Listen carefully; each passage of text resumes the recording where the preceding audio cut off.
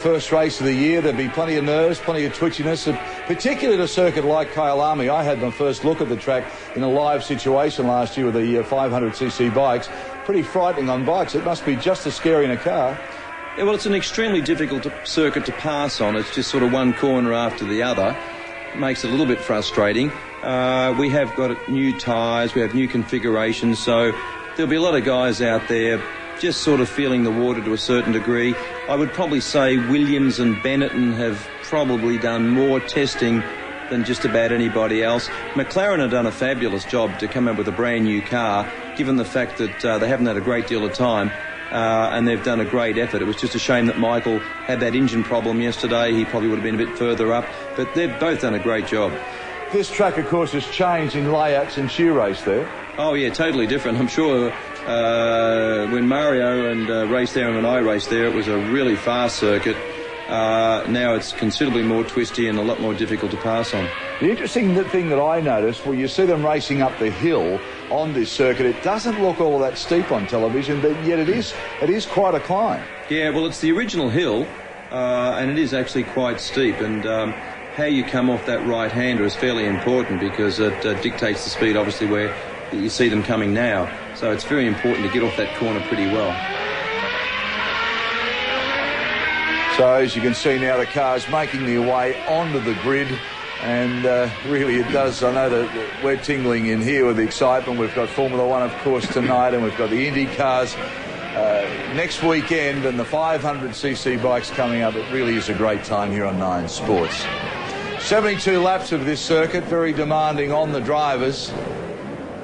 And as you can see, 4.261 kilometres, around 306.792 kilometres in race distance. Well, the man, of course, who calls all the Grand Prix action right around the world, the voice of Formula One, Murray Walker, and alongside him, as always, is James Hunt.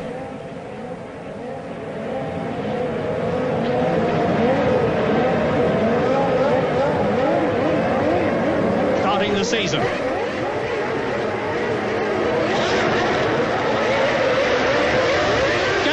Away they go. Senna's got a superb start. Schumacher comes up. Damon Hill is into third position as they go into the first left corner, and Senna's done it. Ayrton Senna has got ahead, and look at that, a complete spin by Alain Prost. He's overdone it, and Damon Hill spins there. Prost goes through. Andretti's been left on the start. There he is. And there's two more stuck at the back. Michael Andretti is still on the grid. One of the Larousses is still on the grid, and it looks to me as though, well, there we are. 𝗟𝗚𝗏𝗃 is stuck on the grid, and so is 𝗟𝗘𝗚𝗃𝗚𝗏.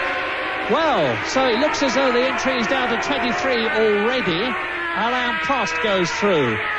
Well, Ayrton Senna, an absolutely magnificent start. The Brazilian is right back in the groove. Look at that. And Schumacher is in second position with Alain Prost in third place, and in fourth position and fifth position it's the two Saubers. JJ Leto is in fourth place. Carl Wendlinger, his teammate, is in fifth place, and already the South African Grand Prix is turning out to be a stunner. Now look at this. Here's a replay of the start, and you see Alain Prost makes a good start, but not nearly as good as Senna. Yes, and then the mistake here by Damon Hill getting sideways, and that really hurt Alain Prost, because and Prost behind the Benetton. A poor start by Prost, and Hill gets going again. But Senna taking full advantage of having Prost behind Schumacher's Benetton, and Prost seems to be losing ground.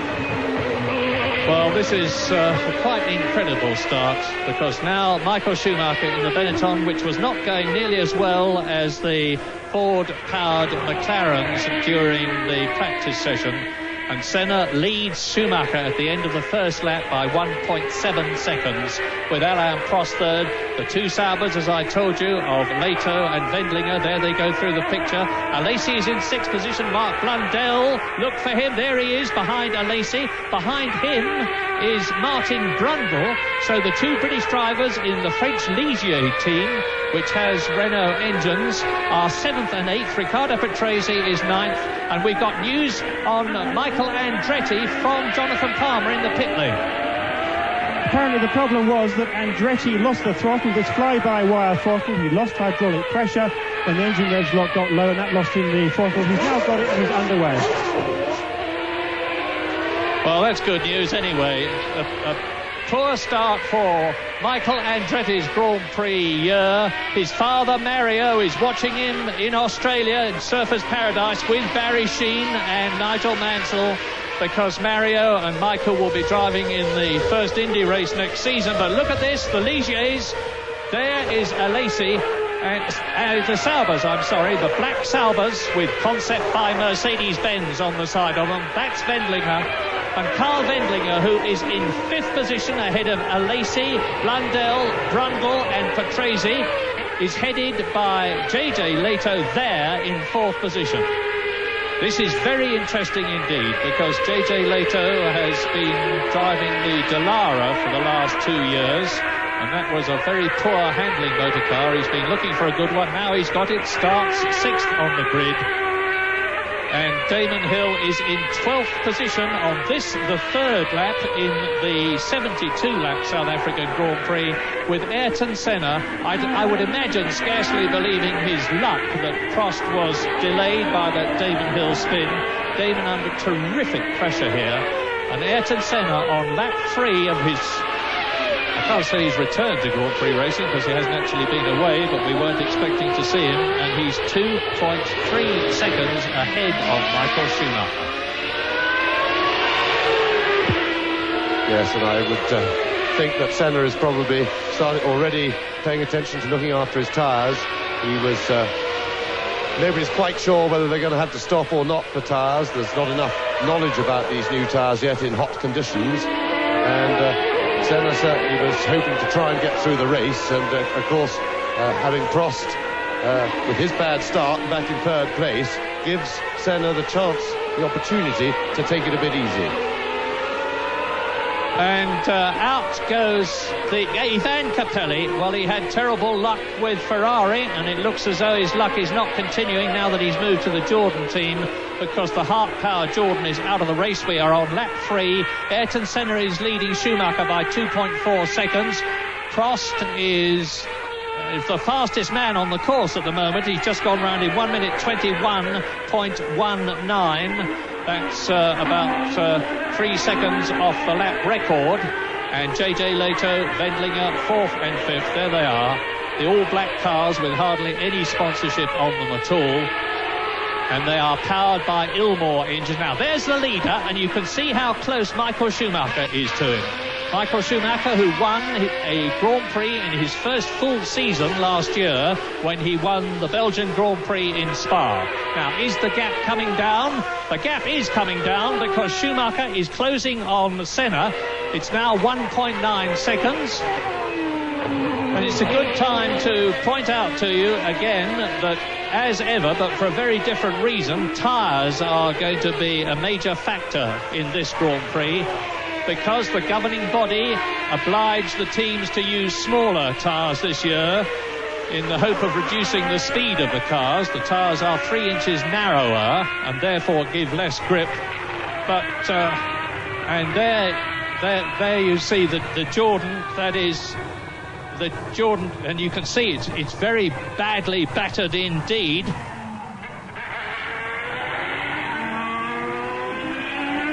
Well, Capelli out, and I'm just looking to see where Rubens Barrichello is. He's in 14th position at the moment, and on the 5th lap there's the leader. Now you can see there's an enormous gap between, in 2nd position, Michael Schumacher and Prost.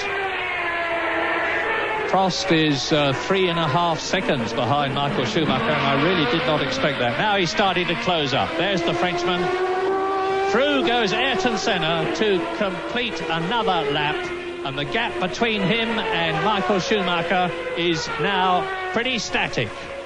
It's about 2 seconds. Alain Prost in 3rd place, and he's gone faster again, so Prost has got the bit between his teeth. He's fighting back. They call him the Professor. He's the smoothest driver on the track, always has been, and he's very, very quick as well. Yes, I think Prost has been, again, like Senna, nursing his tyres a little bit there, because there's no doubt he can go a lot faster than this. He did 1:18 in the warm-up. He's just put up fastest lap of the race at 1:21.1, and I think he's just brought the tyres in gently to try and make them last, also probably to try and do it without a stop, and now he'll slowly start to turn up the heat. All the drivers in this race, of course, are using Goodyear tyres, and they're all using the same compound. I won't go into all the details of it, but they're using the same type of tyre in terms of compound hardness. That's the B compound. It's almost certain that every team will stop once. Drivers like 𝗟𝗚𝗚𝗏, who are hard on tyres, may stop more than once. Now, there is Prost in third position. As you can see from the caption, he's fastest. And as you can see, he is starting to gain on Michael Schumacher. Prost. Now, let's see. Well, he's visibly gaining on him, it seems to me. But now Ayrton Senna has put in a quick lap. It was the fastest at the time, but Prost has gone even quicker. The gap between... And I think it's a Minardi. It may well be 𝗵𝗵𝗶𝗀𝗏. We need to have a look at the actual car itself. But anyway, there is Alain Prost. 𝗟𝗘𝗚𝗚𝗏 is missing. And Andretti comes into the pits. Michael Andretti. And Jonathan Palmer, news. 𝗟𝗘𝗚𝗏 is in the pits. There seems to be a problem. They're going to take the engine. They're stopping the engine. They're going to take the cover off, I think. We don't know what's going on, but he's clearly out of the race in practical terms.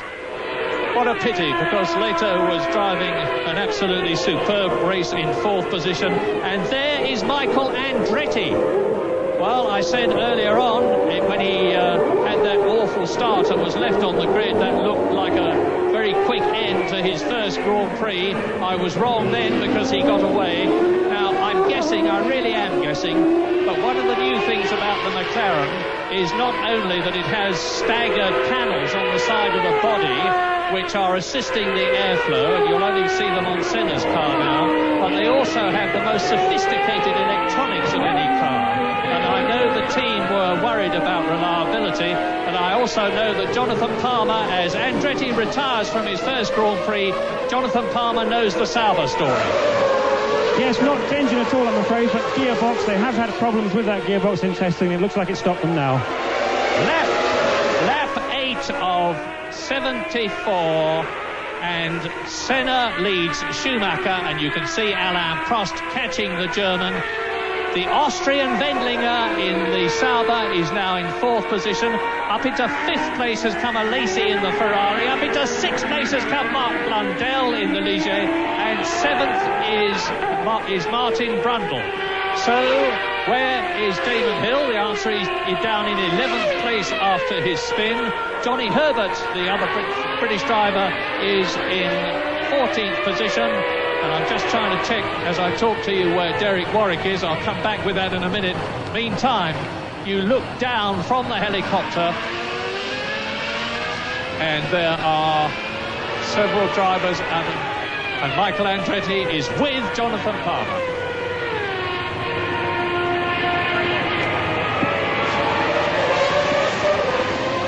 Great work, BBC, Michael. Okay, I'm with Michael. Come with me as soon as you can. Just come out here a bit. Well, we were with Jonathan Palmer, but meantime, it's still Ayrton Senna. Senna leading, and now Jonathan has got Michael Andretti. Michael, this looks bitterly disappointing. Your car's got tyre marks all the way down the side and a wheel off. What happened? Well, first off, when I put the clutch in at the start,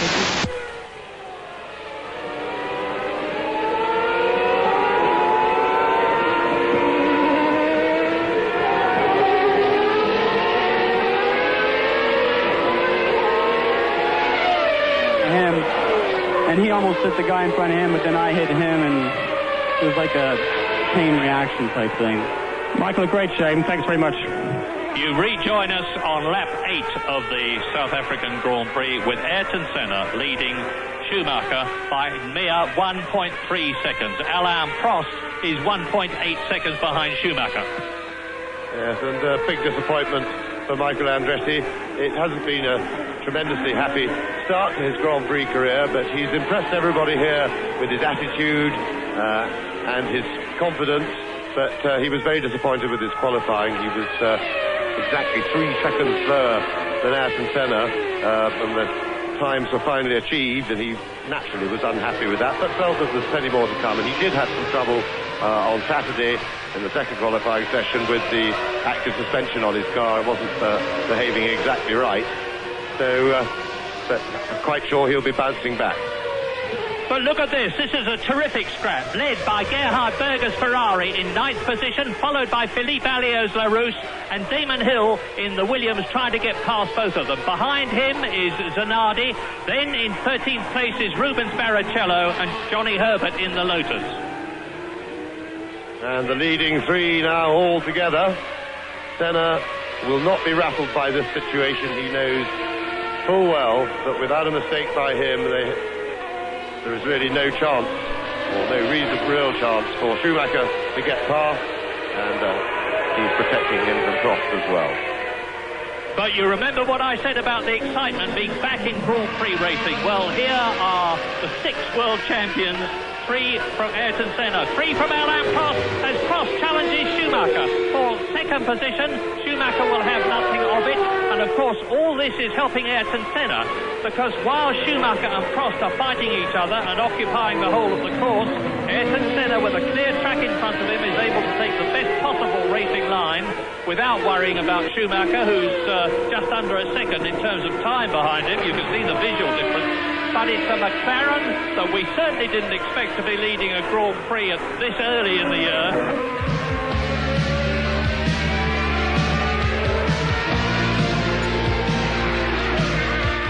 McLaren Prix, Ayrton Senna continues to lead for Michael Schumacher over Alain Prost, Carl Windlinger, Jean Alesi and Marc Blundell.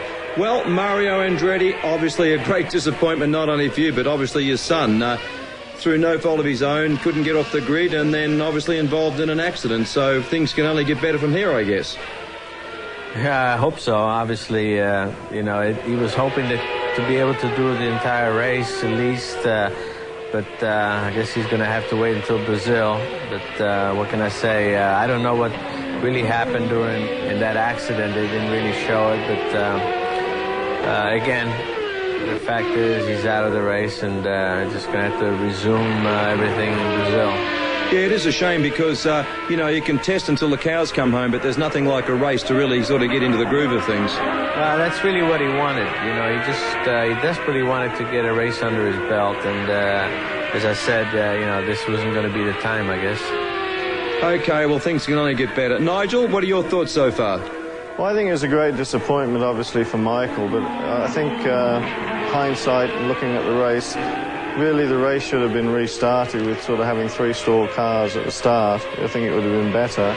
Obviously, with Ayrton getting a great start, we have a race on our hands, but you can see that the Williams is just sitting there waiting. I think Alain's got a lot in hand. Yeah, I mean, he does look to be sort of doing it easy, doesn't he? He looks to be sitting back waiting. And the power coming out onto the main pit straight, you'll see him now close up and coming out now. He just tried to go on the outside, but you can see, look at the power now just coming out. Yeah, he's having a go, look. Exactly, he's just sitting there, and I think he's made it. Not this around time the outside, now. though. Yeah. Oh, he got him. Yeah, no, it's the engine's working real well, and of course without the Honda engine in there, it's no question the most powerful engine out there. He'll probably have conservatively 40 to 50 horsepower more than Ayrton, but now it'll be interesting to see what happens over the next few laps. I don't think he'll get Ayrton around the outside as easy, will he? No, I think Ayrton might move across a little bit quicker. Hey, all right, let's go back to Murray and enjoy the race. The official works engine, and McLaren's only have a customer engine, which is reputed to be some 20 horsepower down. And that will worry Senna. He will not want Prost right on his tail through the hairpin. So watch Senna now when they're together. He'll be trying to put a bit of space between himself and the Williams every time they reach the last corner, and Prost is really pressing.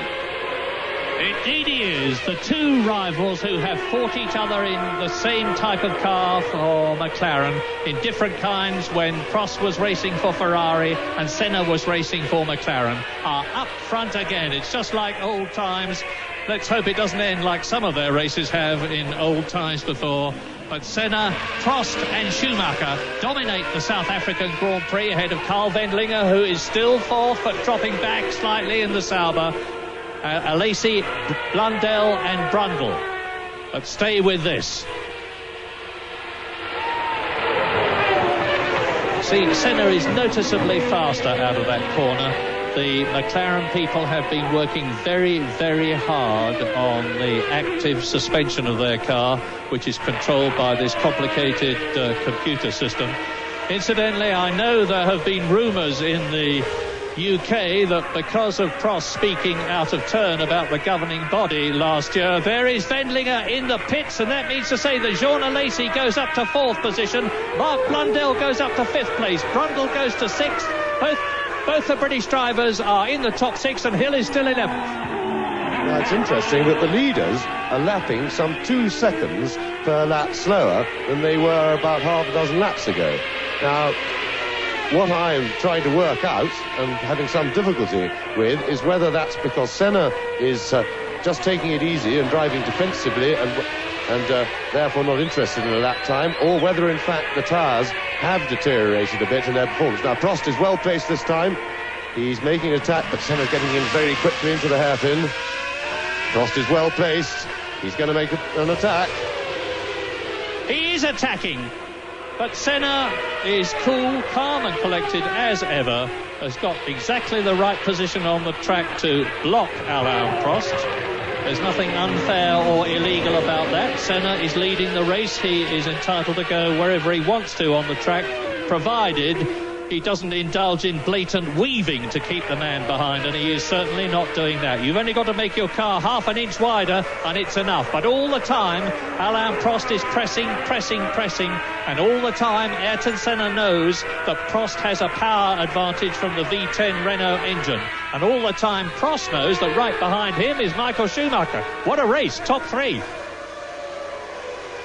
Jonathan Palmer, a quick update, please, on Wendlinger, because it's all action at the front. Well, a bit more disappointment for Sauber, I'm afraid. That was a 10-second penalty that Wendlinger came in for. He was judged to have had made a jump start. Thank you again. Well, that's a fairly new rule, but Wendlinger got away a bit too well. And the rule is that you are shown a flag, you have to come in, stop for 10 seconds and accelerate away again. He's now in 8th position, is Carl Wendlinger, behind Riccardo Patrese Benetton, and the top 8 as you watch the race for the lead. And Ayrton Senna goes through to complete his 15th lap. Senna leads Prost. Schumacher is 3rd. 𝗟𝗚𝗏𝗏 is 4th. And Prost is having another go. Interested to watch Senna's technique at that final hairpin as they come around to complete the lap. At the moment, he's coming into it with just enough lead over Prost that he's prepared to go in really quickly into the corner and try and do the whole corner quickly. Now, if Prost gets a bit closer to him as they come in under braking, it may be that Senna will brake a bit more, go into the corner more slowly than usual, and then hit the power unexpectedly early. And that is a technique for getting the jump on another driver. He'll be working every trick he can think of, and he's got a few.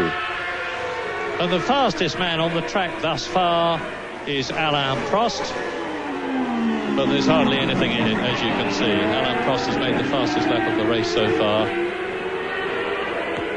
And it's Senna leading Prost, leading Schumacher, the first 3. 𝗟𝗚𝗏𝗏 is 4th. Blundell and Brundle are 5th and 6th. Riccardo Patrese is in 7th place. Wendlinger is 8th. Berger is 9th.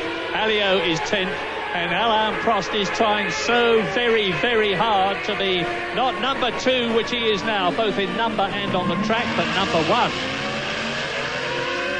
Yes, and I think I'm beginning to get the impression that this 2 seconds a lap off their full speed pace that they're doing is because Senna is positioning himself tactically on the track, not interested in a fast lap time. And of course this is allowing Michael Schumacher to stay with the group, and Prost only has to position himself wrongly on the track, and Schumacher is going to gobble up the hole if he can. He's a little bit too far behind to attack at the moment, but he put his nose alongside Prost's rear wheel just now, and he'll certainly be looking for any sort of a mistake or opening. I can hardly believe my eyes, because Ron Dennis, the head man of the McLaren organisation, only finalised his engine deal with Ford in December, And in that time, the new car has been designed and built to take the new engine, which, as James and I have both said, has got less horsepower than Benetton. And Prost goes for it. Senna moves across. Prost goes to the right. Prost was maybe trying to serve a dummy to Senna, in which case the Brazilian outthought him. We're on lap 17 now. And because Senna is adopting this deliberate ploy, as James has said, Schumacher is right up with them.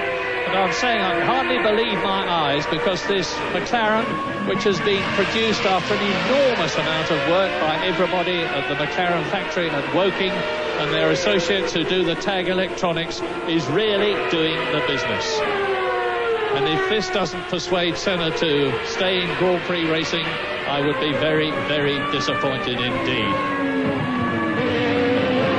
The Williams looks very, very impressive. The power of the Renault, and that's Hill going off with Zanardi. Well, Damon Hill's race finishes. Damon, of course, as I said, was under enormous pressure. Maybe, I don't know, maybe he's been trying a little bit too hard to make up for that spin at the beginning of the race. Damon has had problems under pressure in the past, I remember in Formula 3000, but for whatever reason, maybe he was trying too hard to get... here's a replay. Now, there goes the LaRousse, and as you can see, Damon Hill was already in front of Zanardi, and I do apologise if anybody thought I was saying anything against Hill, because it was clearly Zanardi trying to dive through on the inside of Damon's Williams, Zanardi in the Lotus, that caused the problem. Indeed it was, but we weren't to know until we saw the replay, Murray. But yes, that was a bit over-ambitious by Zanardi, and he locked his brake, and once the brake's locked, you lose braking effect, and he had nowhere to go but to slide into Hill's Williams. Disappointing debut for Williams. As Prost gets inside Senna, Senna slams the door right across Prost's bows. But I was saying just before that incident, now we see from, I think, is this Prost's Williams? That's the view from Prost's car. And I must say, the Williams is looking extremely impressive in Prost's hands. It's got quite a big acceleration advantage over the McLaren and the Benetton. We saw it power its way past Schumacher earlier, and also the car looks very good out of corners. He's getting the power on very well and smoothly, is Prost, and one would think that if he can get in front, he may go away. Certainly the race will speed up a lot. Whether Senna's got much a response for it, I don't know, but Prost is looking as if he will eventually get past. Williams seems to have enough power that I think Senna's going to be hard pushed to fend him off the rest of the race.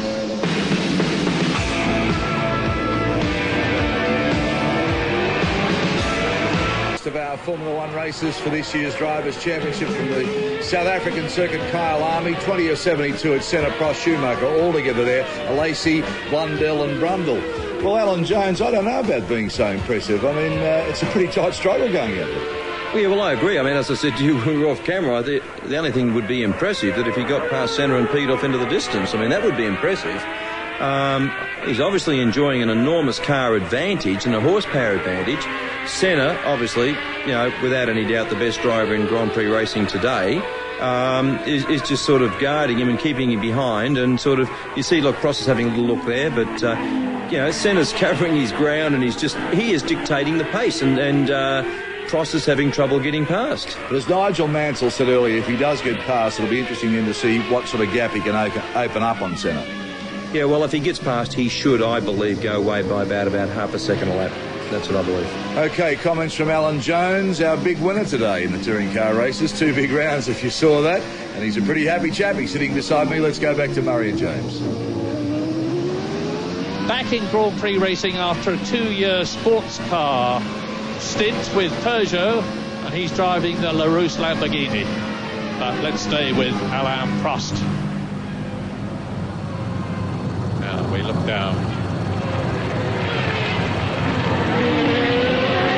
Right up behind Prost. There's the first 3, all in the same picture. And there's only 0.8 of a second in time between Ayrton Senna leading and Alain Prost in second position. Prost has put up the fastest lap of the race, 1:20.701, and that is some 2.5 seconds outside Nigel Mansell's 1992 lap record, but I remind you the cars this year have narrower tyres, narrower wings, less downforce, but on the other hand more engine power, more sophisticated electronics. Look at this is terrific stuff.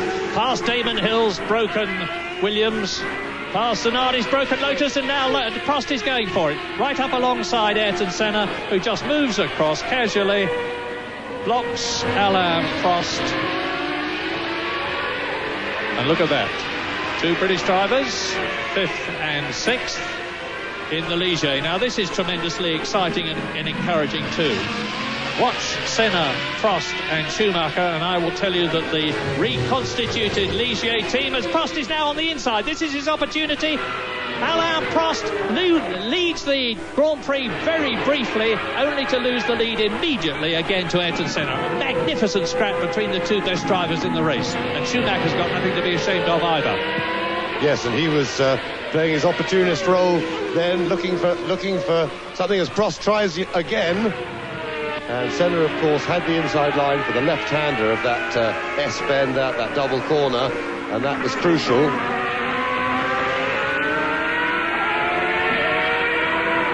So Senna has been given notice by Prost very firmly of what he's up against, and Schumacher is pressing.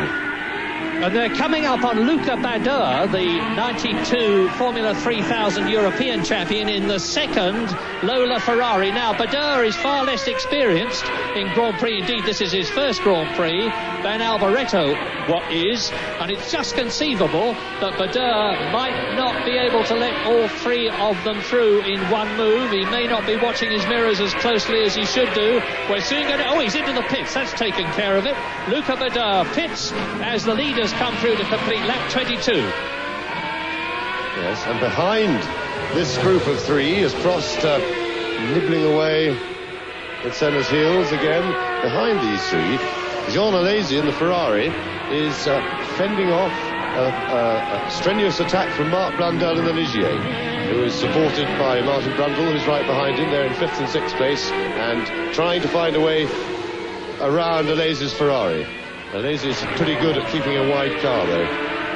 I'm glad I'm not the producer, because he's got a real dilemma now. To stay with the front three with the lead maybe changing, or to move to the second three, the 4th, 5th and 6th battle between Alesi, Blundell and Brundle. Well, we're with the leaders, and Michael Schumacher, who is one of the youngest drivers in the race, only 24 years old, is getting invaluable experience now because of the steady pace of Ayrton Senna, who's controlling the race from the front, making it very difficult for Prost to get past him, or making it impossible for Prost to get past him.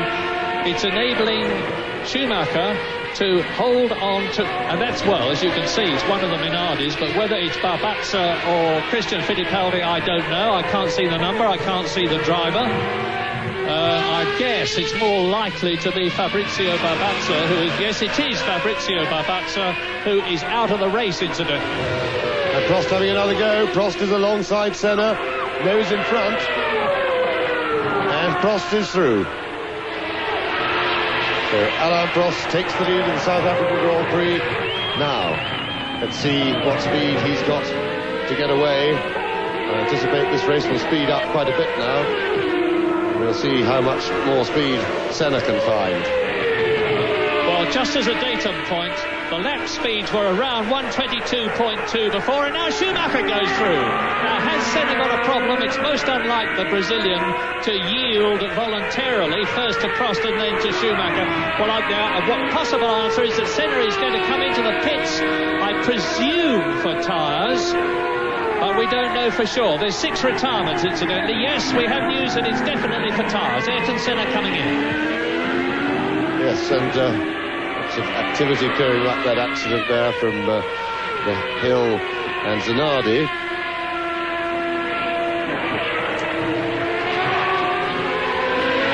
So, Ayrton Senna on his way in, and this will be very crucial.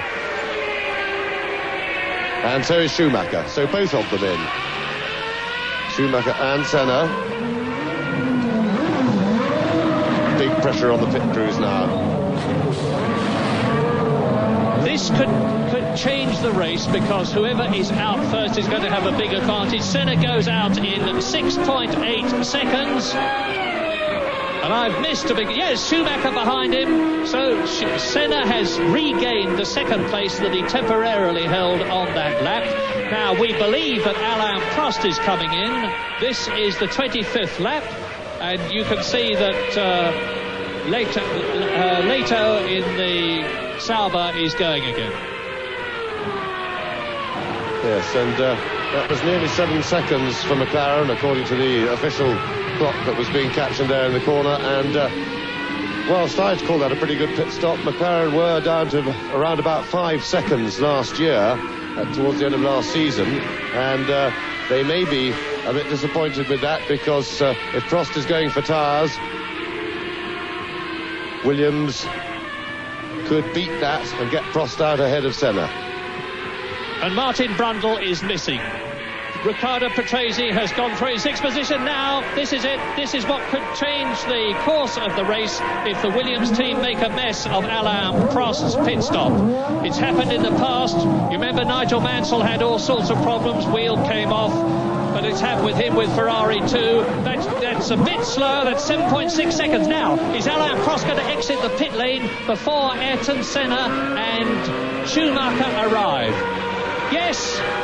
Yes. Alain Prost goes through. And there is the Lola behind him. Now that's going to hold up Senna and Schumacher. It's still Prost, Senna and Schumacher, and all three of the lead drivers on lap 26 out of 72 have changed tyres. I doubt that they'll have to change again with Schumacher now. Hello, who's that? It's Zanardi, Sandro Zanardi, who you saw have a real coming together in his Lotus with Damon Hill's Williams.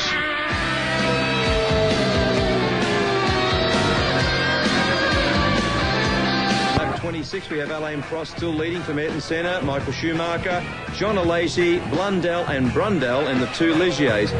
Well, Mario Andretti, the Formula One cars with the narrower tyres, obviously pit stops are going to play a more important role. I guess you're used to more pit stops because in Indianapolis type racing or IndyCar racing, pit stops are there to go, and you run a similar type of tyre vis-a-vis width. What are your thoughts so far? Well, it's pretty much predictable as far as the tires.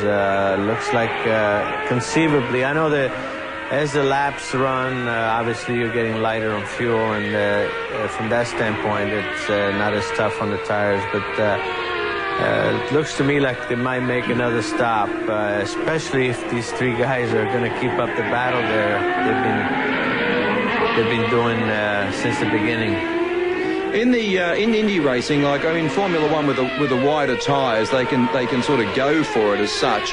With the Indy cars having the narrower tyres, do you have to sort of conserve the tyres and look after them and really sort of control the oversteer to get life out of them in a normal Indy race? Well, in the Indy cars, you know you're going to have to be coming in for fuel in less than 100 miles. So obviously, you're not going to conserve the tires because you're automatically changing tires anyway. So again, you just go for it. But I'll correct you on the fact that the Formula One cars now have actually the tires. I think the print is maybe even a little bit narrower than the Indy car. Definitely. Well, the Indy car is. Nigel, okay, you know, we've seen Alain get to the front. He really now, by all intents and purposes, should pull away, shouldn't he? Well, no, he's just taking it easy. I'd just like to echo what Mario said. You know, the Formula One tyres now, which they're racing on, are in fact narrower than the IndyCar tyres will be racing on next Sunday by 3 inches. The plan area of the tyre in Formula One has been reduced by 6 inches from last year to this year. So we will actually have 3 inches more plan area of the rear tyre than what they're racing on now. What about aerodynamics, wing-wise? I mean, obviously, would they be carrying more wing, or is it, what's the story there? Yes, it's a high downforce circuit, South Africa, and for me now the race is over. You could see quite correctly, as you were saying, the big power advantage that Alan's got over Ayrton, and now he's just sitting there and taking it easy, probably conserving his tyres, because I feel there's probably going to be another tyre stop, certainly for the McLaren. And maybe now with Alan just going around sort of fairly slowly and just managing the car, he might not be able to. He might be able to go to the whole race now and without stopping again. The McLaren seems to be moving around a little bit more, particularly at the rear, than the Williams. So obviously that's going to work the rear tyre a hell of a lot more. Sure. All right, Nigel, thank you very much. Let's go back now to the coverage with Murray and James in South Africa.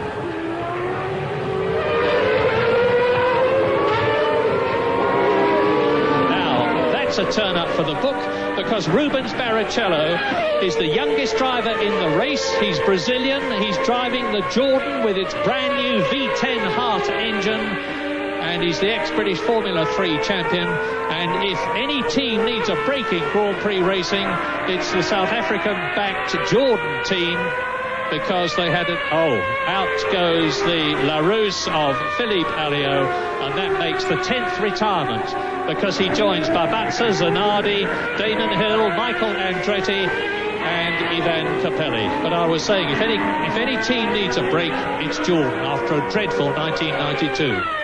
That's right, and that accident that befell Capelli's car earlier in the race looked like a very, very heavy accident, looked like a very badly damaged car. Capelli we saw walk away from it, so hopefully he's all right. And a new fastest lap for Alain Prost, and Prost now starting to pull away. He's 6.5 seconds clear of Ayrton Senna, and Schumacher still right behind Senna. What I find fascinating about all this, James, is that Alain Prost is well known for doing no more than he has to do. He's come back in racing after being out for a year. He won't want to show the Williams-Renault hand to McLaren Ford too much, and I'm wondering if he's going to continue to try and pull away and build up an ideal cushion of about 20 seconds compared with the 6 seconds that he's got now, or whether he will just stay where he is. Yes, I'm sure he'll build himself a cushion, because you need that. These cars are very complicated. If anything small goes wrong with it towards the end of the race, he'll want that cushion, and that is the professional thing to do. And I should think he'd certainly go for 20 seconds at least before he said that was enough and comfortable enough. It may be still that it's going to be marginal to get to the end of the race on tyres, so he'll be keen as soon as possible, probably when he gets to about 10 seconds away, just to take it easy on the tyres and not over push the tyres, not spin the wheels too much or overheat them, and he can do that and still probably find a way to pull away. But Williams' superiority, I'm afraid it's not much use trying to hide it from the others. It's plain for all to see. There's the battle for second. There was. Jordan Lacey in the pits for tyres. He was in 4th position. And while he's getting out, let me tell you that there are 9 different constructors in the first 10 places, and that is very healthy for Formula 1. And this is healthy too. Senna fighting Schumacher for 2nd place. Alain Prost is clearing off.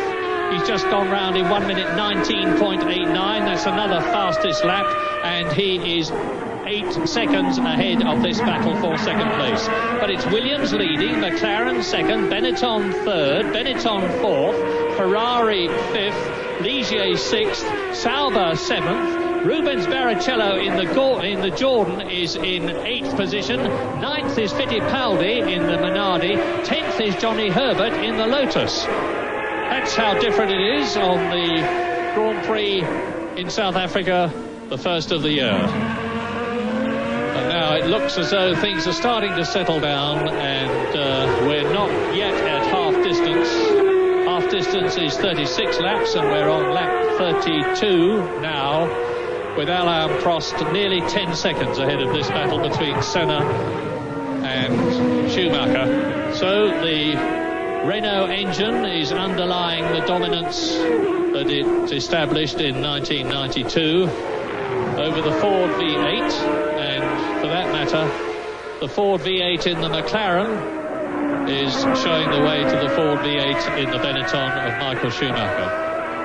But Ayrton Senna would appear now to be settling for second position, over 10.5 seconds behind Alain Prost. And the question is, can the charging young German Michael Schumacher, who carries the number 5 this year, get ahead of the Brazilian? And a word about Kyalami, because this is not the old Kyalami. It's a completely new circuit which was used for the first time in 1991 after the expenditure of a great deal of money, which has produced a magnificent track with superb facilities in the form of pits, garages, grandstands, all the things you want. And that's a Ferrari there. And it's the Ferrari of Gerhard Berger. And Gerhard Berger joins the retirees, probably not to... It's 𝗘𝗚𝗴𝗶𝗀𝗵. My apologies, 𝗘𝗚𝗴𝗶𝗀𝗵 out of the race. Well, I was going to say if it was Berger he wouldn't be too unhappy because he's had so many problems with the active suspension. And there, thank you very much, is Gerhard Berger.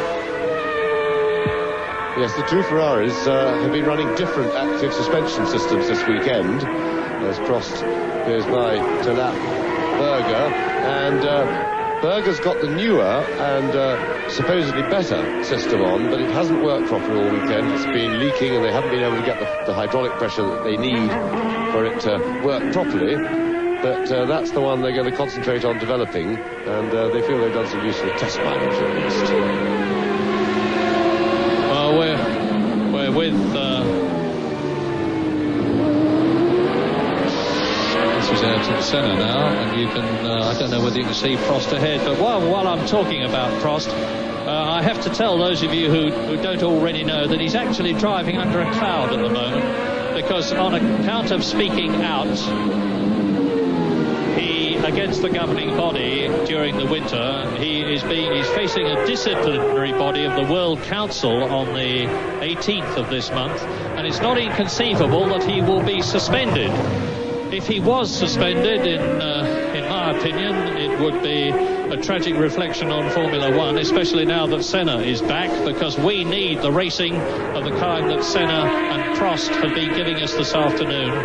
Senna has dropped back, admittedly, but remember that this McLaren is only in its initial stages. There is an enormous amount of development potential there, particularly with the electronics. And if McLaren got the slightly more powerful engine from Ford that Schumacher behind Senna has got, they could be up with the Williams team. And it would be a great pity if Prost wasn't driving. It would indeed, and I certainly agree with that. If the World Council deem that Prost's behaviour is worthy of punishment, then I sincerely hope that they fine him or find some other way than to suspend him from racing. I think that would be counterproductive for Grand Prix racing. Senna got just a little bit of breathing space ahead of Schumacher, but they're a long, long way behind Prost. Well, I'm down in the pits now with Ivan Capelli, who looks in relatively good shape after that enormous accident that he had in the first lap or two of the race. Ivan, can you tell us what happened? Just that in corner 11, before just the pit entrance, the car understeered quite a lot, and then I was over the dirty part of the circuit. The car starts to slide, and then I made a big spin in that corner, and unfortunately I was really going very hard against the wall. What sort of speed do you think you were doing at the time? There looked to be a lot of damage. Yeah, it's fifth gear, flat, so it's above over 200, I think, kilometers per hour. Ivan, thank you. And as Jonathan hands back to me, the car that stops in front of me to retire is Karl Wendlinger's Sauber, so he becomes the 9th retirement of the 26 starters for the South African Grand Prix. Well, the mice are getting at the machinery a bit. The runners are being depleted, but the top three are pressing on, and particularly the second and third, and you're looking at them now.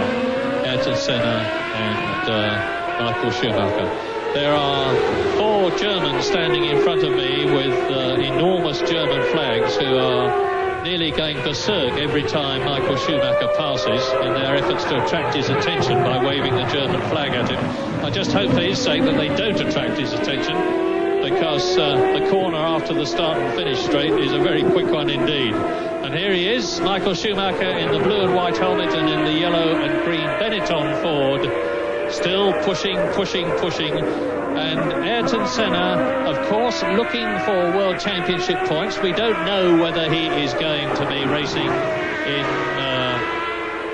Grand Prix after this one. It depends on all sorts of negotiations, not entirely disassociated with money, I might say. But assuming that he is, he wants every World Championship point that he can get. 3 times World Champion already. He would get 6 points for the second position that he's holding now. And Alain Prost would get 10 points for the position he's holding now. But we are now on the half-distance lap with 9 retirements out of the 26 starters, with Prost constantly increasing his lead, and he's just put up another fastest lap, 1 minute 19.729. And there is the battle, the continuing battle between Senna and Schumacher, crossing the line, and they are now 16 and a half seconds behind Alain Prost, lapping some 8/10 of a second slower than the Frenchman in the lead.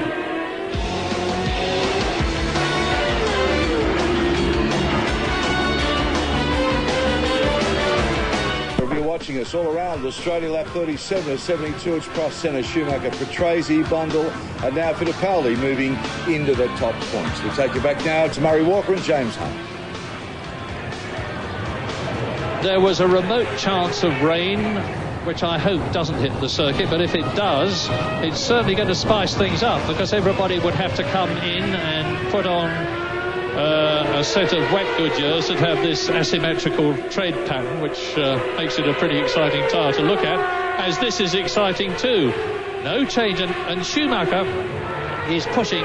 If you're in that position, James, and you've got dirty air billowing about in front of you and a very difficult course to pass on, what has to be your plan? Well, it's extremely tiring and stressful to drive right up to somebody's exhaust, and for this reason one tends to make one's attacks in sort of bursts.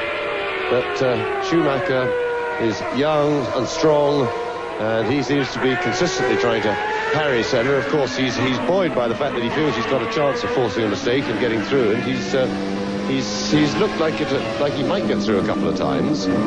So,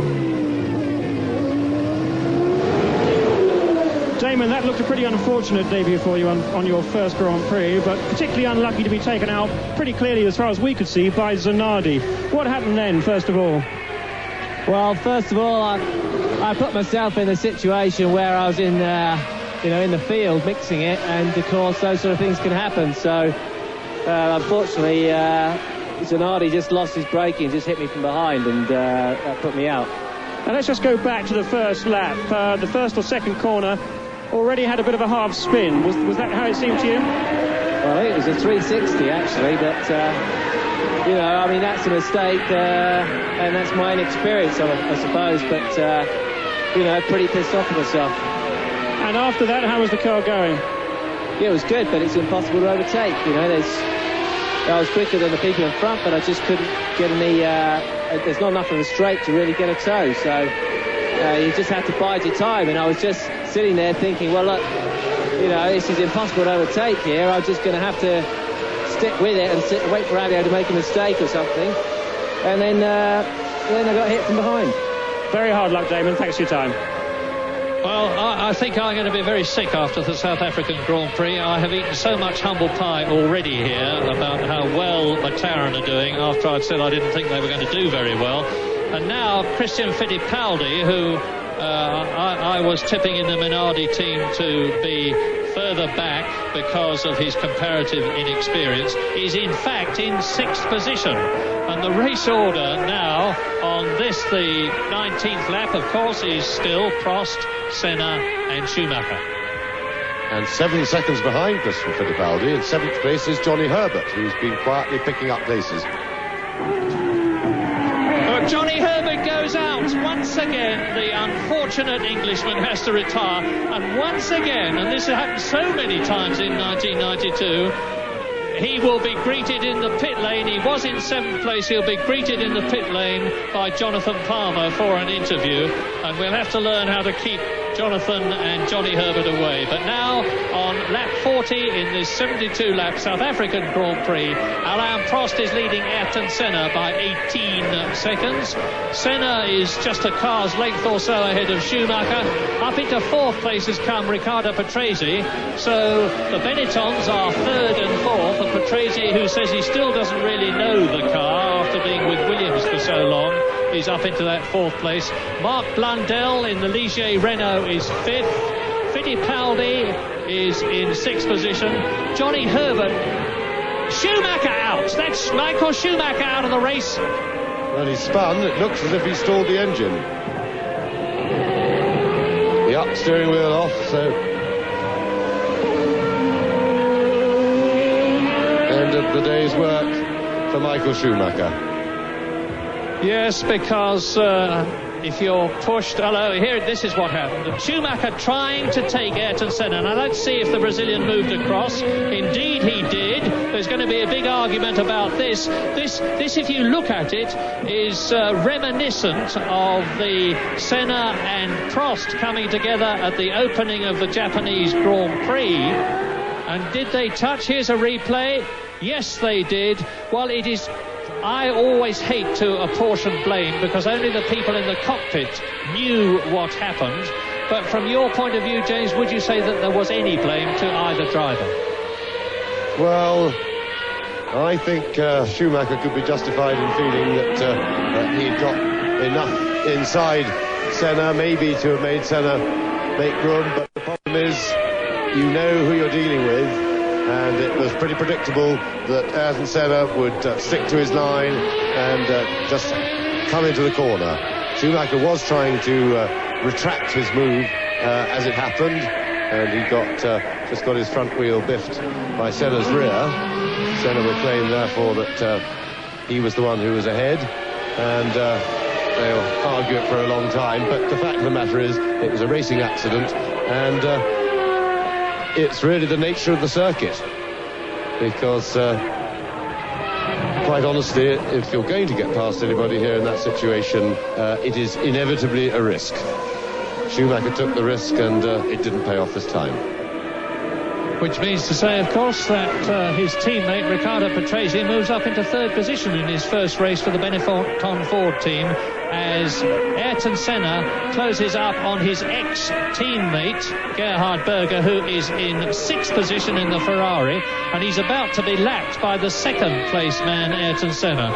And I can't see Gerhard making it difficult for Ayrton to go through, because he knows he's miles an hour faster. Indeed, he didn't make it difficult for Ayrton Senna to go through.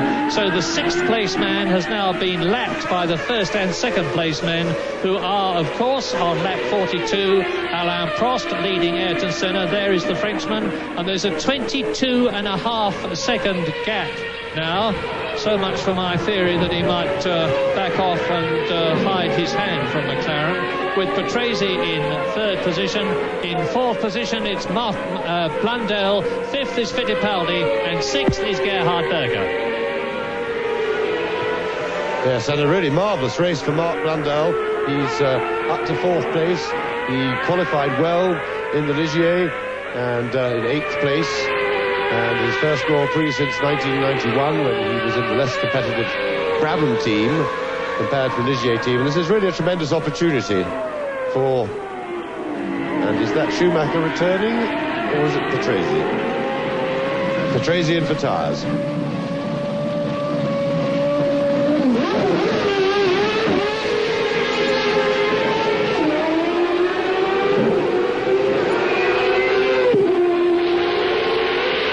There's a little gaggle with Prost right behind him. He'll be taking that. He'll be pretty careful with them, because you can see they're all looking at each other and busy with their own race. And he's got a 24.5 second lead, so he's not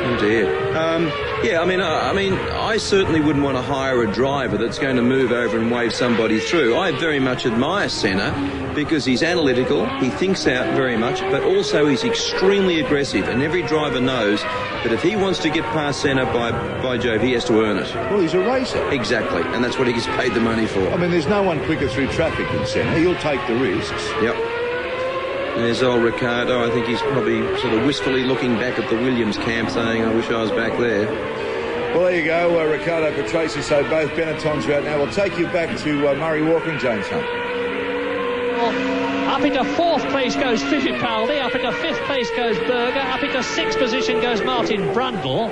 So Cyril Derouvre, the very wealthy Frenchman who bought the Ligier team from Guy Ligier himself over the winter, must be absolutely beside himself with excitement because both his cars, both his English drivers are in the top six, and Derouvre has been pilloried in France for having the effrontery to employ two English drivers in what has always traditionally been a 100% French team.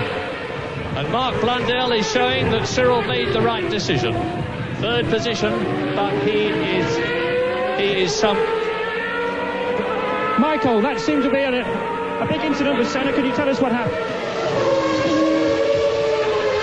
I will talk to you later, not now, please. Okay.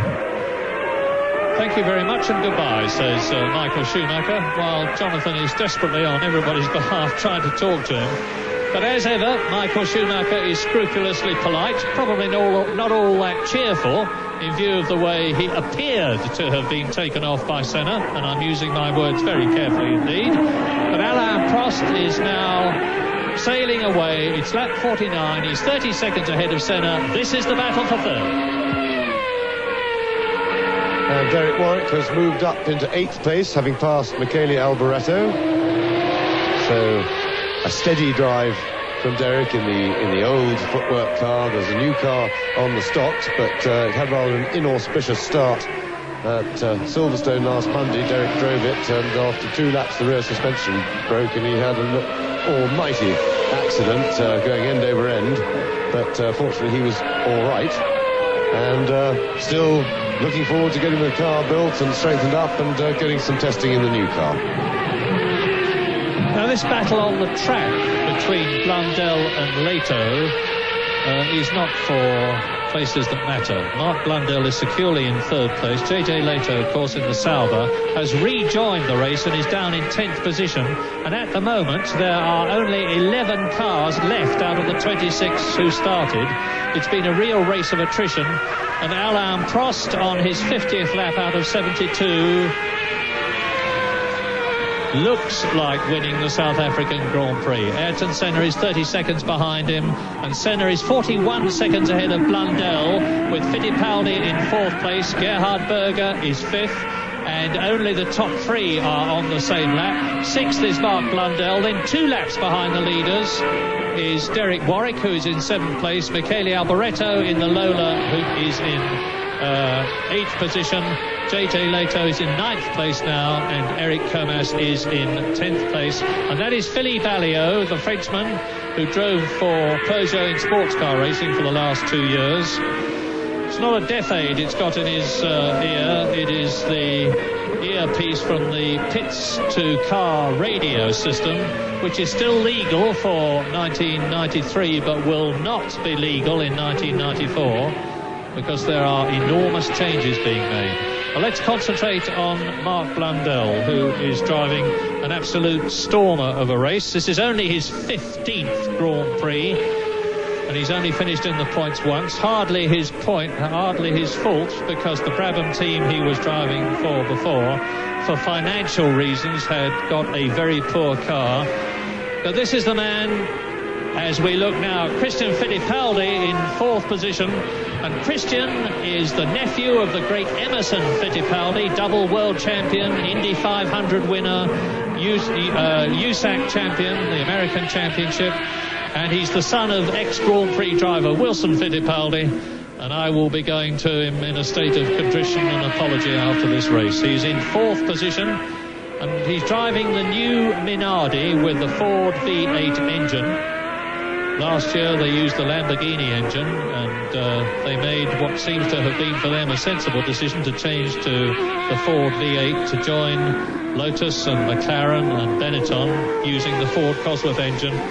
And he's one of the youngest drivers in the race. He's only 23, and it's only his 11th Grand Prix. And I remember when he scored his first point in Japan last year. That's a landmark for a Grand Prix driver. The first landmark is to finish in a Grand Prix, and the second is to score a point. And Fittipaldi did that in his first season by finishing in 6th position in Japan. Well, now he's in a better car. He comes from a racing family, extremely nice young man, got a very cool head on his young shoulders, and he's driving very sensibly indeed. And this race is great encouragement for the Ford Cosworth technicians. Now, here is Ayrton Senna, right up behind 7th place man, 𝗘𝗚𝗴𝗶𝗀𝗵, who is followed some way back by 𝗘𝗚𝗴𝗵𝗀𝗡. So Senna is about to lap Warwick again because he has lapped him before. Derek looks in his mirrors and moves across and lets Ayrton Senna through. And this is the Brazilian. You can just see a touch of his yellow and green Brazilian colours helmet in the wing mirror there. Senna goes through. 𝗘𝗚𝗴𝗵𝗀𝗡, who stands a chance of being in the points in this race, because I wouldn't be at all surprised if one of the drivers ahead of him has a problem and falls out of it. And if you'd said to Derek before this race began, I forecast that you will score in the South African Grand Prix in terms of points, he would quite vigorously have contested that statement, because he's in the old FA13 footwork Mugen car. And there is 𝗚𝗏𝗏 going through the picture, followed by Mark Blundell, who is about to be lapped by Alain Prost, who is on his 53rd lap. So watch the 3 times world champion, Alain Prost, number 2. The man who's won more Grand Prix than anybody else in the history of Grand Prix racing. 44 of them so far. And why, you may say, did Damon Hill carry 0 as his number and Alain Prost carry number 2? The answer, of course, is that Nigel Mansell, who's probably, in fact, I believe, watching this race interestedly at Surfers Paradise, is the world champion of 1992, is sadly not racing in Formula One this year, and only the world champion can carry number 1. And when Prost was given a choice of whether he could be 2 or 0, he allegedly said, "Who wants to be a 0? I'll have 2, thank you very much." And judging from what happened to the unfortunate Damon Hill carrying the 0 today, Alain Prost may have been right. Well, he's lapped everybody except Ayrton Senna that is left in this South African Grand Prix. Last year's race was enormously processional, with Mansell leading Patrese and Patrese leading Senna, who finished in that order, 1st, 2nd and 3rd. There was a bit of a battle for 4th, 5th and 6th places. Alesi did very well there. In the end, it was Schumacher, Berger and Johnny Herbert who finished 4th, 5th and 6th last year. But Prost must just now be keeping his fingers crossed for reliability. And a smoky Lamborghini there. And that's 𝗘𝗚𝗴𝗶𝗀𝗵𝗀𝗡, and these cars have gone pretty well all weekend. Qualified well, he and Alio. But that can't last. He's been smoking for a few laps, in fact. But I should think he's losing oil, and that's got to blow up sooner or later. Well, I hope he's not losing much oil, because if he is, and it's on the racing line, it's going to make things slightly difficult, to put it mildly, for the people who are still in the race.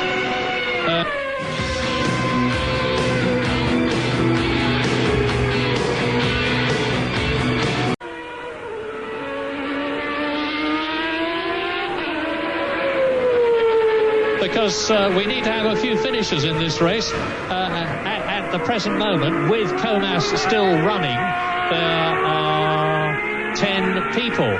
Prost, Senna, Blundell, 1st, 2nd and 3rd. Fittipaldi, Berger and Brundle in 4th, 5th and 6th places. Those are the point scorers. 𝗘𝗚𝗴𝗏𝗃 is 7th in the footwork. Alboreto battling round in the Lola Ferrari. which handles badly because the car has had virtually no testing, and they need to go back to Huntingdon and make some new parts for the rear suspension to get the balance right and get the aerodynamics right.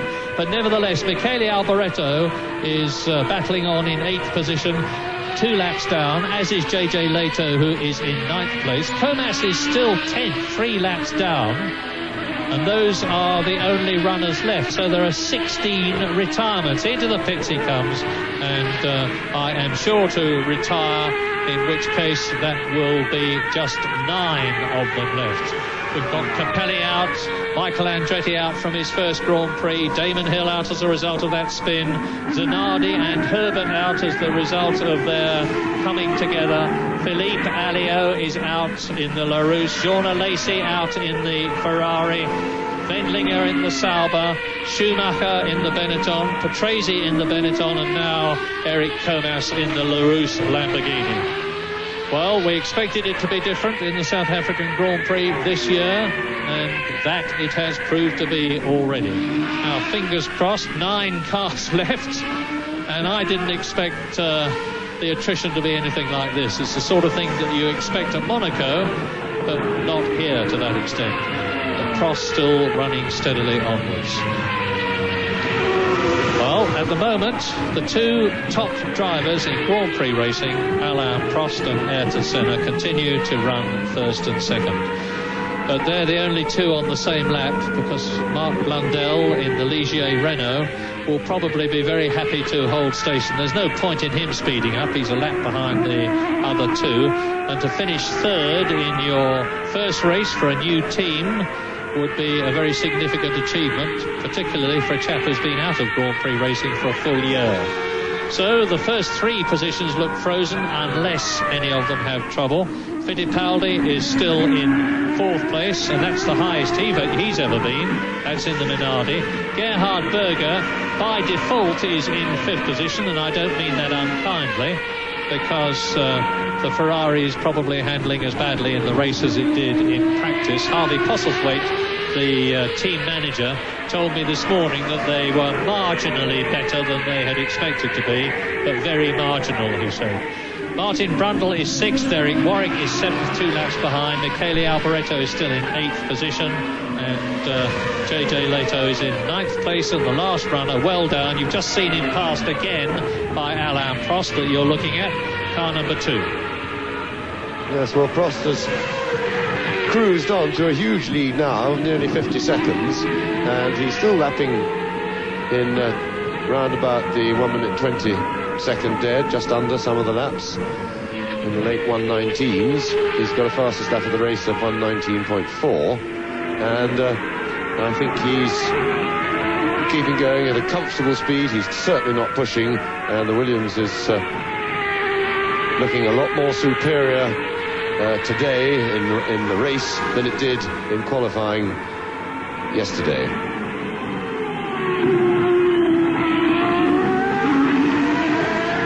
Well, if Alain Prost wins here, and I say if because although he's now 50 seconds ahead of Ayrton Senna, you can never be sure in motor racing. So many times we've seen a secure leader on the last lap have to retire. But if Alain Prost wins this South African Grand Prix, it would be for the first time, because he won in 1986. You can see all those clouds over there. I wouldn't be at all surprised if there's some rain, and Prost also won in 1988. Yes, you can see those clouds were raining too in the distance. There's rain coming, so the storm clouds are around. Well, in which case, if rain lands on the track, the 75% distance rule would apply. If the race is stopped when it has run more than 75% of the planned distance, which is 72 laps, the results would be declared at that point. And the 75% point was lap 54, and Prost is on lap 59, as is Ayrton Senna here. So if we have rain, and I sincerely hope that we do not, the race would, I'm pretty sure, just be stopped, not restarted, and the results declared as of the time that the race was stopped. Senna, have a good look at the car when it passes. You'll see it's got some angled panels underneath the driver's head. Yeah, you just see them there. It's some sort of an aerodynamic tweak that McLaren have produced. They presumably kept it on the car because they've decided that it works. As into the pits comes 𝗘𝗚𝗴𝗶𝗀𝗚𝗏. Oh my goodness, not another retirement, please. But from the way he's coming in, it looks as though he's coming in to stay, because if you're coming in with the intention of rejoining, you do not cruise in a leisurely fashion like that. They're going to change the tyres, I think, as the usual precaution. They do that anyway. No, they're not even going to bother to do that. So 𝗘𝗚𝗴𝗶𝗀𝗚𝗏 retires from the race, but in the meantime, he's got in a good few laps of development of the car, which will help all the technicians at Huntingdon to know exactly what they've got to do to make the car quicker. Their problem is, will they be able to do it by Brazil, which is the second Grand Prix in 2 weeks' time, let alone, well, maybe they might be able to do it for the European Grand Prix, which is at Donington on April the 11th, the first Grand Prix at Donington since 1938, and that will be something to see. But Lola have got a problem. Ayrton Senna would appear not to have, and now it's Prost, Senna, Blundell, the first three. Fourth is Fittipaldi, fifth is Berger, sixth is Brundle, Martin Brundle from King's Lynn, and so it would seem, oh my goodness, as I say that, out goes Martin Brundle in the Ligier. He's being pushed, so this race may well be finishing because there's no one left on the track.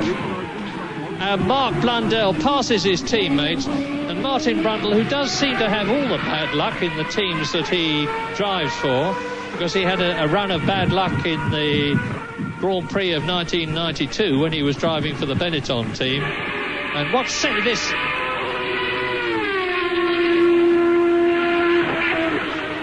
Well, Senna, I was about to throw a wobbly and say he looked to me to be going rather slow, and I'm hoping he wasn't the retirement, but he may well be going slower simply because he doesn't need to go any quicker. Alain Prost is on his 61st lap now.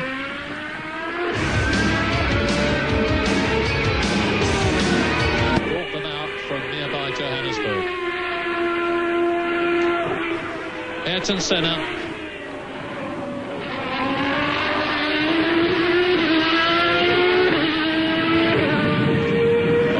Brazilian is 54 seconds behind Alain Prost now, and has very clearly decided that he's going to settle for 6 points for second place. And everybody in the McLaren team will be praying for reliability. That was their big problem in conceptual terms before the race began. The car is so new and so comparatively little tested, and it has such complicated systems that there were natural concerns about whether it would finish its first race.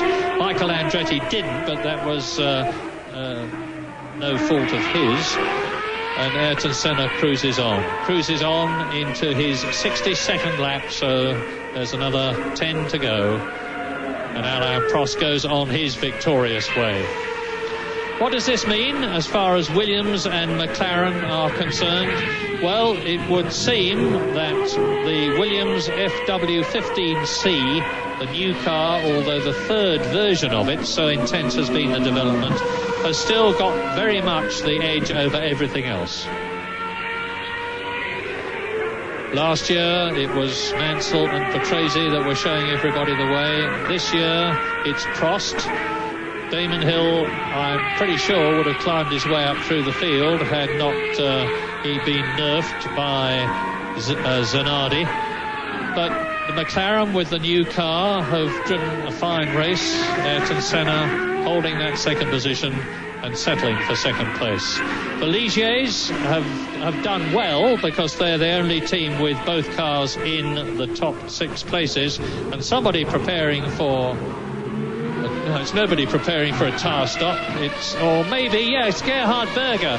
𝗟𝗚𝗏𝗏𝗏 will be coming in for tyres, and the significant point about that shot was that they were rain tyres, and off goes the Ferrari. This is Berger on car camera. The course is wet or getting slippery. Ferrari have got the message and are bringing Gerhard Berger in for rain tyres on lap 63 out of 72. Now Alain Prost will be tiptoeing his way round the circuit. Is he going to just slow right down with a massive lead over Ayrton Senna and just drive within the limitations of the slick tyres that he's on now, with no tread pattern to cut through the film of water which is building up on the track and give him the grip that he needs? Or is he going to decide, with a 50-second lead, I can afford to come in and take on another set of tyres and play safe? I suspect the latter. So do I.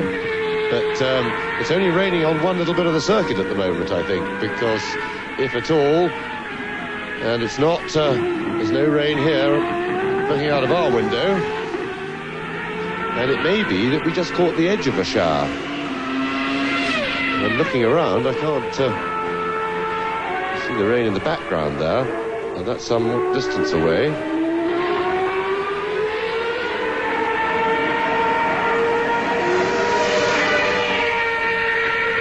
And that was oil on the circuit. I think that may have been, it was a trail of oil there, possibly from the Lamborghini, the Larus Lamborghini when it went in. Well, the circuit looks okay to me. Well, there are 8 laps to go, and the man that you're looking at, Alain Prost, has got this 56-second lead now over Ayrton Senna, and can afford, frankly, either to come in for rain tyres if he needs to, or to slow right down. He should know where the patch of oil is if he's hit it in the past, and that's 𝗟𝗚𝗏𝗏𝗏's legacy to the South African Grand Prix, it would seem. Mark Blundell still in a secure third place ahead of Christian Fittipaldi. So it's Williams leading, McLaren second, Ligier third, Minardi fourth. The Ferrari of Gerhard Berger that we nearly went off the track and into the tyre wall with just now is in fifth place. In sixth position, now that Martin Brundle has retired, it is Derek Warwick. Derek Warwick out of Grand Prix racing for 2 seasons, having driven for Jaguar and Peugeot. Well, as I said earlier on, if you'd forecast to Derek Warwick that he was going to finish in the points in last year's footwork, which was an overweight car, I think he would have been very surprised, to put it mildly. Incidentally, the new footwork car, has got a much lighter Mugen V10 engine. It's got all the tricky systems, active suspension, semi-automatic gearbox, traction control. But sadly, when Derek was testing it at very great speed, this is the Williams pit, Richard West on the left and Bradshaw on the right. Frank Williams sitting in his wheelchair just out of sight behind the Goodyear technician. And this is the tense time for the Williams garage, because their car is out in the lead, having shown its superiority in 1993 thus far that it enjoyed in 1992, as Ayrton Senna in second place closes up on Christian Fittipaldi in fourth position. And the Brazilian will be overjoyed if he stays there, and I hope he does, because if many more drop out, we're not going to have 6 cars finishing the race and scoring points. And now on lap 66, Prost, of course, Senna in second position, Blundell third, Fittipaldi fourth, Berger fifth, Warwick in sixth position, JJ Lehto seventh, and that's it. 7 cars left.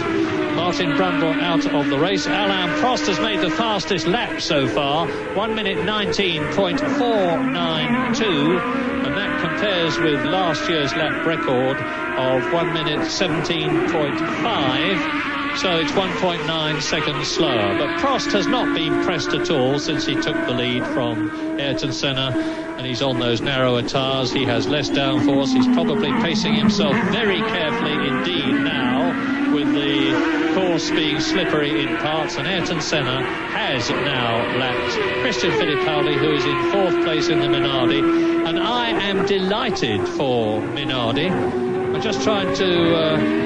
the last point they scored, of course, was the Japanese Grand Prix, which was Christian Fittipaldi's position for them.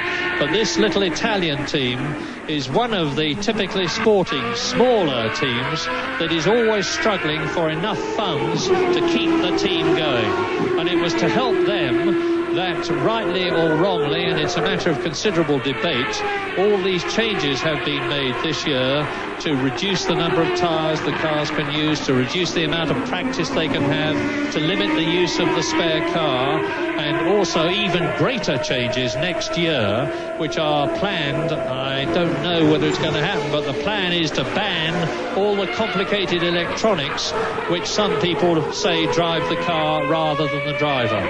And Minardi desperately need all the money they can get, and will more than welcome the prize money that they look like getting for 4th position from Christian Fittipaldi, as we watch the doughty Austrian Gerhard Berger in the Ferrari. Well, his perseverance looks like paying off. He is in 5th position.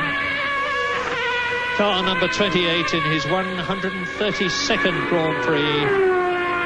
Gerhard Berger went to Ferrari because he was so overshadowed by Ayrton Senna that he couldn't see himself doing well in the McLaren team.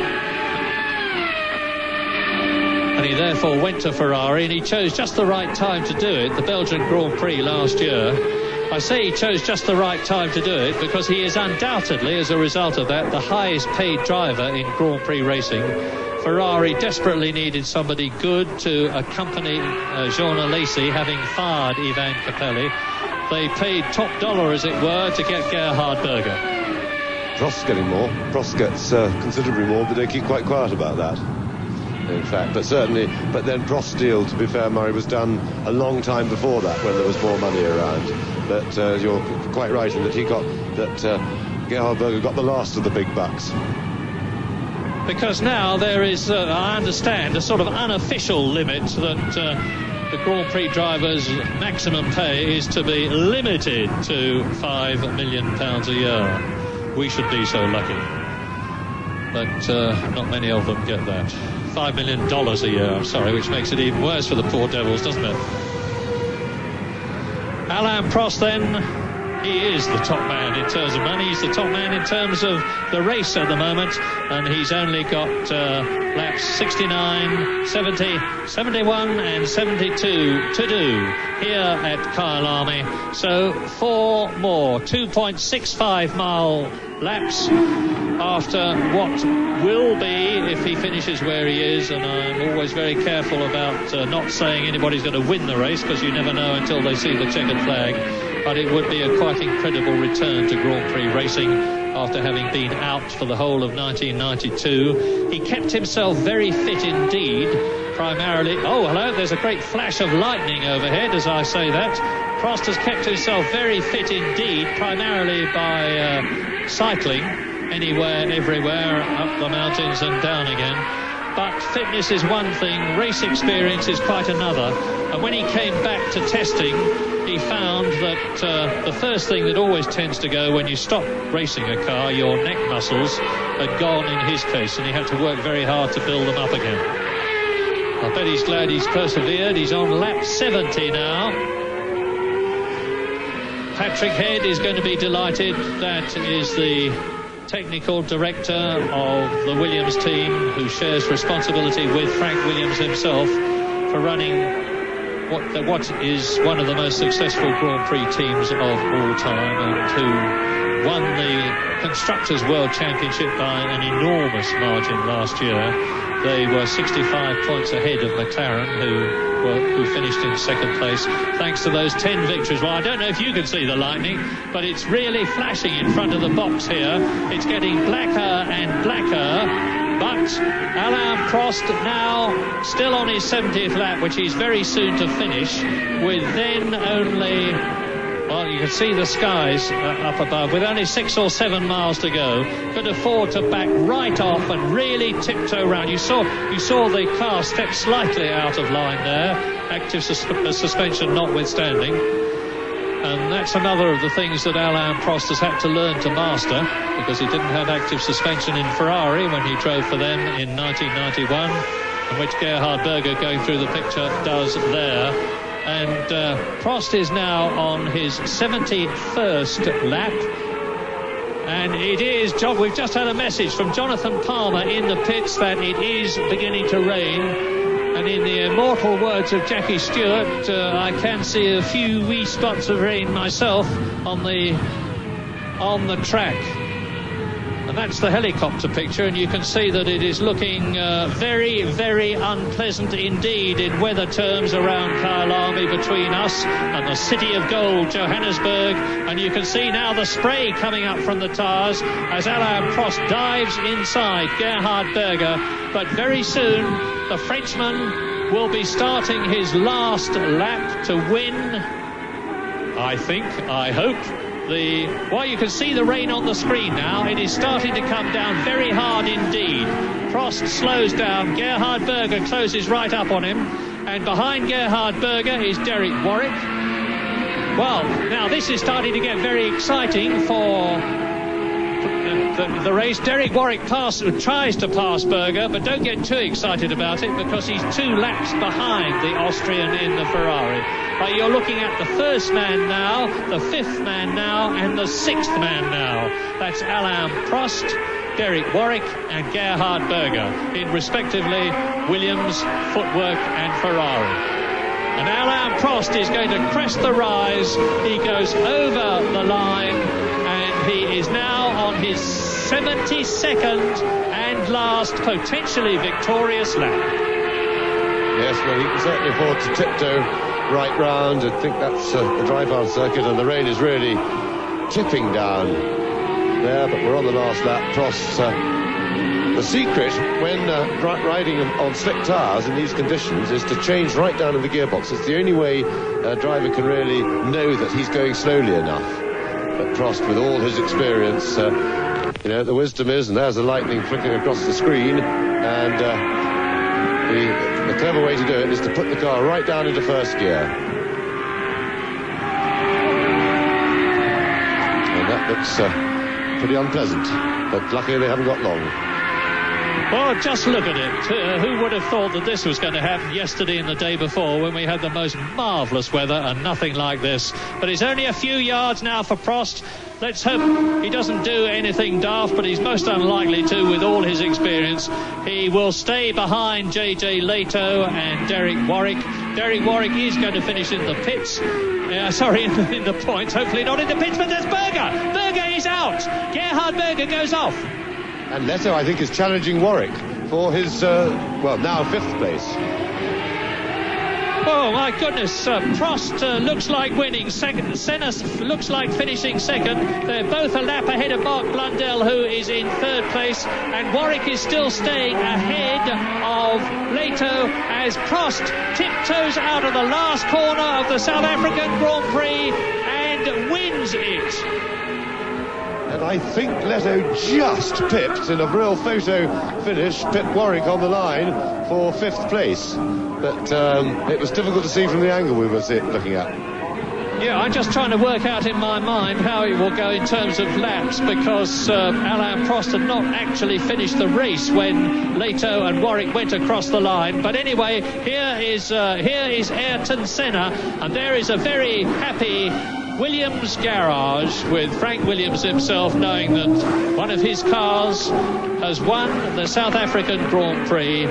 A real nail-biter for the first 30 or so laps until Alain Prost got past. Ayrton Senna is coasting home now. He still hasn't finished, actually. Mark Blundell has, because he's a lap adrift, and is in 3rd position. Yes, and in fact, Warwick, you're quite right, Murray. Whoops, and there goes Derek Warwick, because of course he is still racing, and he was, or was still racing. And of course, did he cross the line just now will register him and just lose one more lap, but that certainly hands the place to 𝗟𝗚𝗚𝗏𝗃𝗚𝗚. Ayrton Senna crossing the line probably slower than he's ever crossed it before, but he should worry because in the process he finishes in second place. The South African Grand Prix undeniably won by Alain Prost in his Williams Renault on his Grand Prix return, as the desperately unfortunate 𝗟𝗚𝗚𝗏𝗃𝗚𝗏 climbs out of his footwork Mugen. In second position is Ayrton Senna, and in third place, as a very despondent, broken-hearted, I suspect, 𝗟𝗚𝗚𝗏𝗃𝗚𝗏 walks away from the scene of his crash. Mark Blundell finishes third for 𝗟𝗚𝗚𝗏𝗃𝗚𝗏. Ayrton Senna collects, as he so very often does, a Brazilian flag. Christian Fittipaldi has finished in fourth position. 𝗟𝗚𝗏𝗏𝗏 has finished in the points at his very first Grand Prix in the hands of 𝗟𝗚𝗚𝗏𝗃𝗚𝗏. Here is a replay of 𝗟𝗚𝗚𝗏𝗃𝗚𝗏 losing his car and a sure fifth position, well, not a sure position, a very likely fifth position, and if it hadn't been fifth, it certainly would have been sixth, as he goes across the wet track on his slick, no-grip tyres, sails across the gravel, over the grass, into the tyre wall. 𝗟𝗚𝗚𝗏𝗃𝗚𝗏 finishes in sixth position in the Sauber, and Berger out and 𝗟𝗚𝗚𝗏𝗃𝗚𝗏 out.